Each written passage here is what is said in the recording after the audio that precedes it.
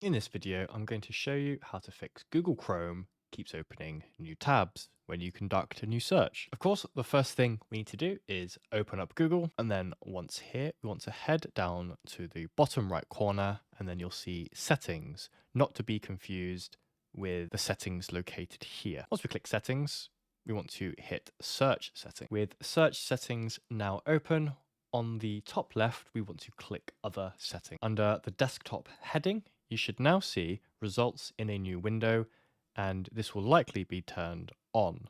If, like me, it is already turned off, what I would suggest you do is turn it on, give it a few seconds, and then turn it back off again to reinforce that it is off, and then give that a go. However, if this still hasn't fixed your issue, what we can do is head over to the top right corner and click the three dots. Here, scroll down to settings, and then towards the bottom of the left, there's reset settings. If you click that, there'll be an option to restore settings to their original defaults. And then all you do is click reset settings.